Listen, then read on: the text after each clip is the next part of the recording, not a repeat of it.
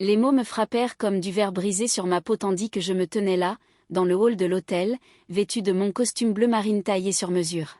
« Faites sortir cette mendiante, dit mon père assez fort pour que tout le monde entende. » La main du garde de sécurité plana près de mon coude, sans me toucher tout à fait. L'embarras traversa son visage. Je vis les yeux de ma mère se détourner des miens, refusant tout contact. Les lèvres de ma sœur, Victoria, se retroussèrent dans ce sourire en coin familier que j'avais vu depuis l'enfance. Celui qui disait qu'elle avait encore gagné. Je m'appelle Aurélie Dubois. J'ai 38 ans. Et voici l'histoire de la façon dont j'ai transformé une révocation d'invitation en une révélation financière. La trahison n'aurait pas dû me surprendre. Pendant des années, j'avais été le distributeur automatique de la famille, la fille réussie mais difficile sur laquelle on pouvait compter pour financer tout, des réparations urgentes à la maison aux vacances de luxe. Toujours avec la promesse que j'investissais dans la famille. Ce qu'ils ne savaient pas, alors qu'ils célébraient dans cette grande salle de bal, c'est que j'avais littéralement été en train de le faire. Le lieu qu'ils avaient choisi pour leur fête de famille exclusive était loué sous mon entreprise individuelle, mon auto-entreprise. La restauration gastronomique avec la fontaine de champagne que ma mère insistait pour qu'elle soit essentielle fut payée depuis mon compte professionnel. Les billets d'avion pour les parents venant de tout le pays furent tous réglés via ma carte d'entreprise. Ils pensaient que cela provenait du plan de retraite de mon père, une fiction qu'il maintenait pour préserver son image de patriarche et de pourvoyeur de la famille.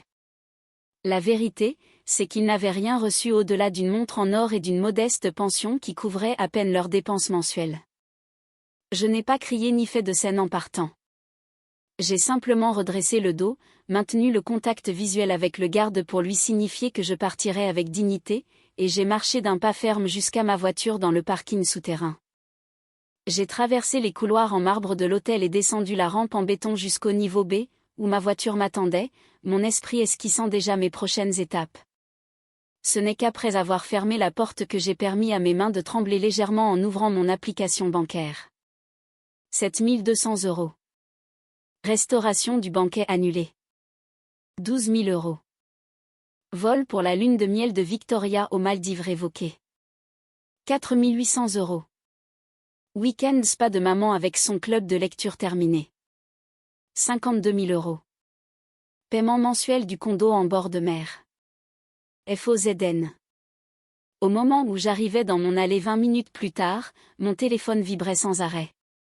D'abord mes parents, puis ma sœur, puis des numéros que je ne reconnaissais pas. Puis des coups frappés insistants à ma porte d'entrée qui firent monter mon cœur dans ma gorge. Par le Judas, j'ai vu le mari de Victoria, Jérôme, le visage cramoisi, la chemise froissée et à moitié sortie de son pantalon. J'ai fait glisser silencieusement le verrou de sécurité en place et j'ai attrapé le dossier épais que j'avais préparé il y a 3 ans. Celui étiqueté imprévu dans mon écriture en majuscules soignées. « Vous devez arranger ça tout de suite », a-t-il crié à travers la porte sans même un bonjour. Ils viennent d'annuler notre nourriture. L'hôtel ne libère pas les chambres et nos billets de lune de miel ont été annulés alors que nous étions littéralement en train de nous connecter en ligne. Je me suis appuyé contre l'encadrement de la porte, le bois solide entre nous. Étrange, ai-je répondu, gardant ma voix neutre. On dirait que quelqu'un n'a pas vérifié qui possédait réellement ces paiements. Il cligna rapidement des yeux, traitant mes mots. Vous avez fait ça parce qu'ils vous ont mise dehors. Non, dis-je, me sentant étrangement calme. Je l'ai fait parce qu'ils ont oublié la règle fondamentale de ne pas mordre la main qui vous nourrit. Assurez-vous que cette main ne tienne pas tous les reçus. Il essaya de jeter un coup d'œil par-dessus mon épaule dans mon appartement, peut-être à la recherche de signes de mes parents, peut-être à la recherche d'indices de regret de ma part, mais le regret avait quitté cette situation il y a longtemps. J'ai brandi le dossier, épais, à onglets, codé par couleur à l'intérieur, des contrats signés avec mon entreprise individuelle listée comme sponsor financier, des clauses d'annulation, avec ma signature comme seule autorité, des annulations de paiement traitées dans l'heure suivant leur trahison. J'ai tapoté contre ma paume. Je les ai prévenus il y a 3 ans que s'ils me traitaient comme une banque, je commencerais à agir comme tel. Vous punissez toute la famille, siffla-t-il, sa voix s'abaissant lorsqu'un voisin passa. Un sourire effleura mes lèvres. Non, Je protège mon investissement et je coupe mes pertes. Son visage s'assombrit. Ce sont vos parents. Ils m'ont traité de mendiante devant 40 personnes. Il n'eut aucune réponse à cela. Il tourna simplement les talons, marmonnant quelque chose à propos d'avocats et de porter cela plus loin. Mais voici le problème avec les hiérarchies financières. On ne peut pas grimper plus haut que la personne qui détient le grand livre, les contrats et le disque de sauvegarde. J'ai fermé la porte, je suis allé à mon bureau à la maison, j'ai posé le dossier et j'ai ouvert un nouveau dossier intitulé Audit d'héritage phase 2.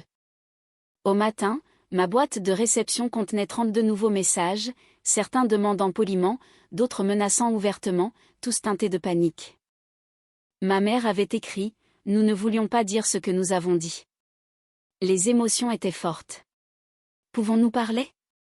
Mon père n'avait rien envoyé directement, juste une facture transmise du lieu de l'événement, maintenant impayée et exigeant un paiement immédiat. Mais mon préféré venait du fil de discussion familiale dont j'avais été exclu il y a des années. Une capture d'écran envoyée par mon cousin. Aurélie a toujours été sensible. Elle reviendra en rampant. Elle le fait toujours. J'ai éclaté de rire dans ma cuisine vide, puis j'ai répondu à tout le groupe. Juste un rappel. Je possède l'espace sous les combles et j'ai changé toutes les serrures. Personne n'a répondu. Cet après-midi-là, un message inattendu est apparu dans ma boîte de réception de la part de François, le comptable de mes parents. Il demandait une réunion pour discuter de certaines irrégularités qu'il avait remarquées. Spécifiquement, que les paiements pour leur cher condo en bord de mer ne provenaient pas de leur fiducie comme il l'avait affirmé, mais d'une entreprise individuelle qu'il ne pouvait identifier. Mes parents lui avaient donné mon email il y a des années, lorsque j'ai commencé à m'occuper de leurs documents fiscaux, et ils l'avaient conservé dans ses dossiers, le mien. Lorsque nous avons parlé, j'ai confirmé ses soupçons, puis j'ai posé la question que j'attendais de formuler depuis 3 ans. Ont-ils déclaré ce condo comme leur actif dans leur déclaration annuelle ? Le silence s'étira pendant plusieurs secondes. Ils l'ont déclaré comme un don hérité d'un investisseur familial privé, a-t-il finalement admis. Aucune documentation fournie. Alors, ils n'avaient pas seulement été ingrats. Ils avaient commis une fraude.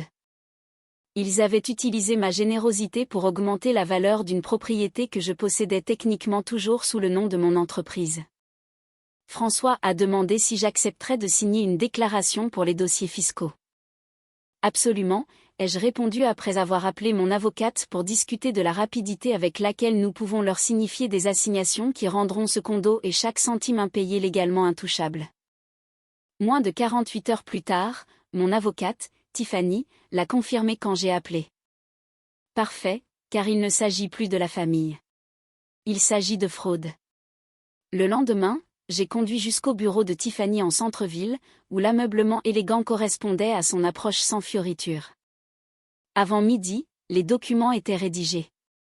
Une injonction de cesser et de s'abstenir pour diffamation, fausse déclaration et utilisation non autorisée de fonds, ainsi qu'un dépôt de réaffectation de propriété qui retirait toute réclamation verbale que mes parents avaient sur le condo en bord de mer. Tiffany a fait glisser les documents sur son bureau poli.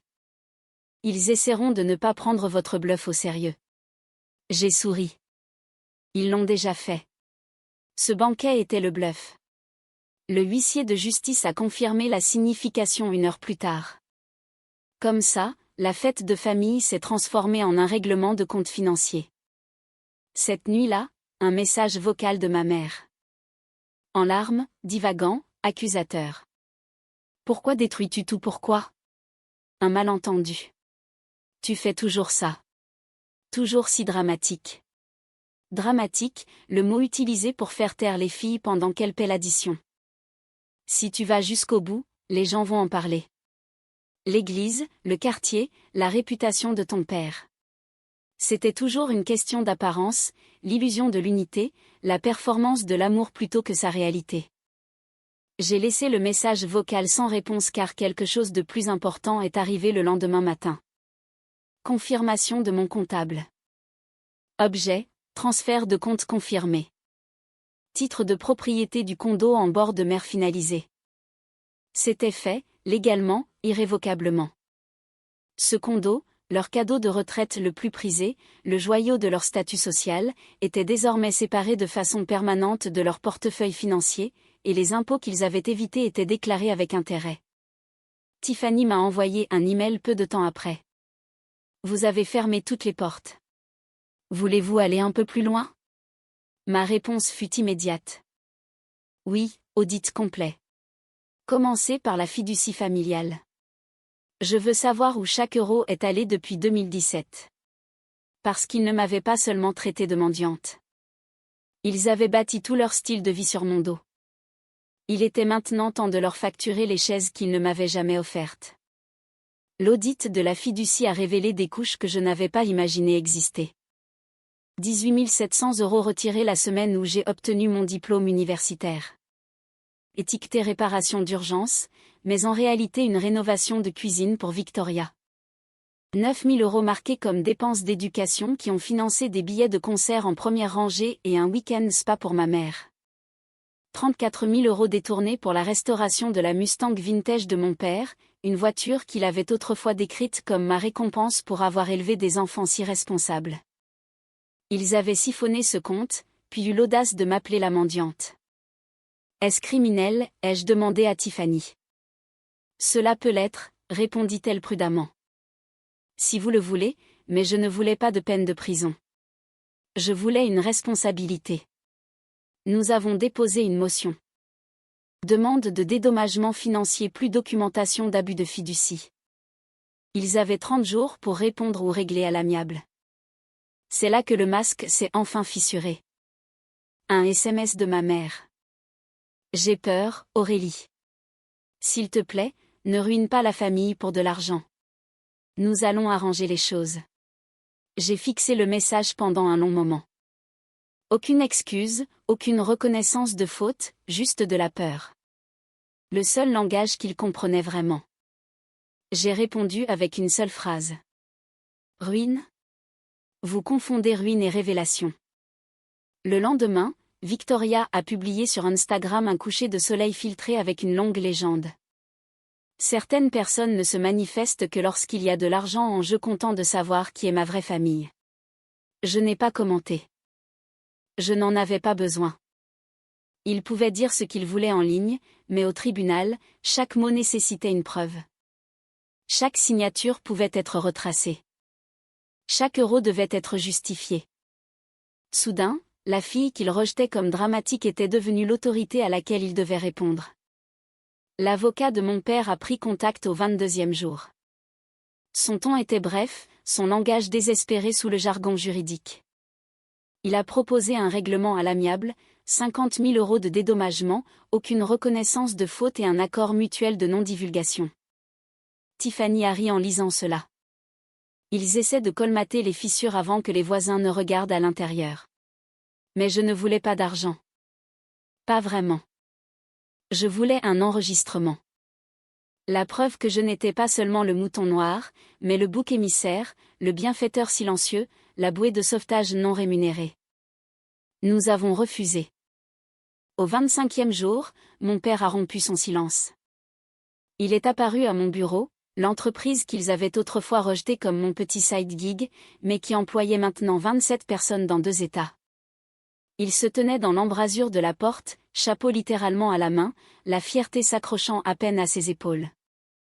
Vous avez fait valoir votre point de vue, dit-il, mais vous êtes sur le point de nous ruiner. Êtes-vous fier de cela? Je l'ai regardé, l'homme qui avait un jour dit à une pièce pleine de parents que Victoria était la vraie réussite, et j'ai répondu calmement, non, je ne suis pas fier.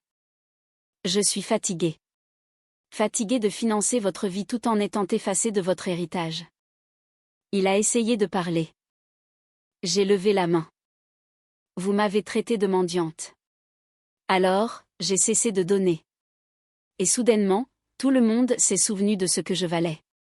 Et elle ne s'est pas excusée. Il n'a pas pleuré. Il a simplement posé un chèque plié sur mon bureau, vierge, signé. J'ai glissé le chèque en retour sur la surface polie. Il n'a jamais été question de votre argent, dis-je. Il s'agissait du mien. Quand il est parti, j'ai ouvert mon email. Un message du système judiciaire. Fraude par dispersion de fiducie. Audience préliminaire programmée. La date était fixée à 3 semaines plus tard. Cette fois, il devrait se présenter, non pas pour célébrer, mais pour répondre. La date de l'audience s'est répandue dans la famille comme une canalisation fissurée. Calme d'abord, puis inondant chaque discussion de groupe dont je n'étais plus membre. Mon cousin m'a envoyé un SMS directement pour me faire savoir que tout le monde parlait de la date du procès, confirmant ce que je soupçonnais déjà. Ils n'avaient pas cru que j'irais vraiment jusqu'au bout. Ils ne le font jamais. Ils s'attendent au silence. Ils s'attendent à la honte. Ils s'attendent à ce que celui qu'ils ont mis de côté maintienne la paix pendant qu'ils festoient. Mais cette fois, je n'étais pas laide. J'étais le témoin. Tiffany et moi avons tout préparé. Chronologie, relevé de compte, capture d'écran des messages où on me demandait de les dépanner juste cette fois.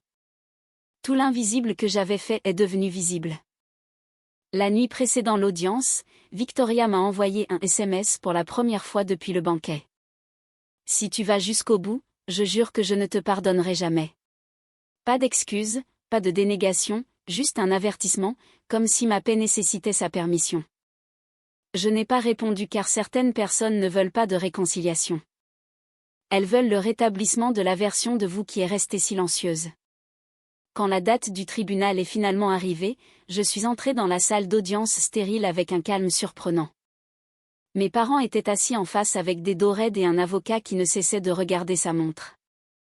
Le juge a posé des questions directes. Tiffany y a répondu avec des chiffres. Elle a projeté des graphiques sur un écran démontrant comment les paiements du condo provenaient de mon entreprise individuelle, comment la fiducie avait été siphonnée pour un gain personnel, des vacances, des journées au spa, des voitures, tout sous couvert de besoins familiaux.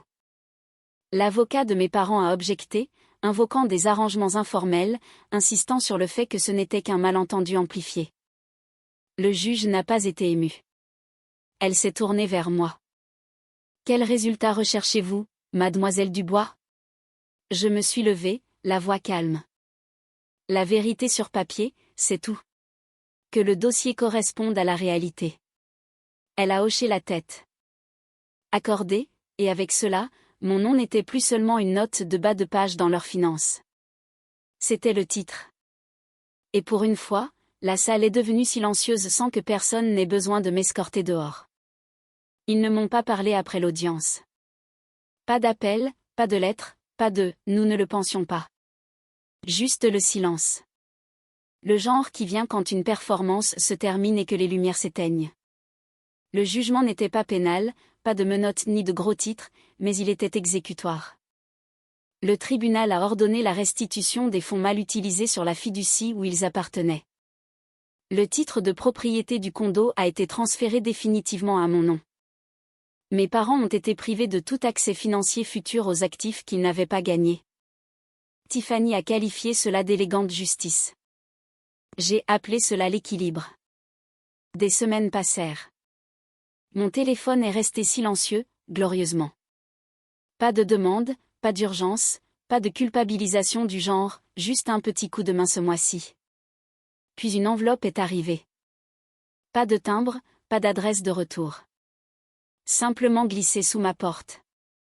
À l'intérieur, une seule photographie du banquet familial. Tout le monde vêtu de blanc et de bleu marine. Trinquant sous des lustres en cristal. À l'arrière-plan, flou mais reconnaissable. Moi, capturé en plein demi-tour, en plein départ. Le moment où ils m'ont effacé, commémoré par accident. Au dos, quelqu'un avait écrit « C'est le moment où tout s'est effondré ». J'ai immédiatement reconnu l'écriture de Victoria, la même police penchée qui avait signé d'innombrables « Je vous dois » au fil des ans. Je l'ai tenue longtemps, puis je l'ai portée à mon destructeur de documents. Parce que ce qui s'est effondré n'était pas la famille. C'était l'illusion d'en avoir une. Celle qu'ils avaient bâtie avec mon argent, mon silence, mon besoin désespéré d'appartenir. Et une fois que cette illusion s'est évaporée, ce qui restait n'était pas des cendres, c'était la liberté. J'ai créé un nouveau dossier ce jour-là, Fondation Dubois, une subvention pour les femmes de première génération qui financent elles-mêmes leurs études sans soutien familial. Le financement initial est venu de la vente d'un condo. Le mien. 6 mois plus tard, je n'ai eu aucun contact direct avec mes parents ou Victoria. Notre relation s'est terminée définitivement par un accord tacite mutuel. Parfois, la résolution familiale la plus saine est une distance maintenue avec le même engagement que celui que j'ai autrefois consacré à financer leur vie. Avant de partir, voici un petit bonus pour être resté jusqu'à la fin. Si vous aimez apprendre et grandir comme moi, vous devez essayer les livres audio. J'ai un accord exclusif avec Audible. Votre premier mois est entièrement gratuit. C'est l'accès à plus de 500 000 titres, 0 coût pour vous. Tous les détails vous attendent dans la description. Ne manquez pas cette offre.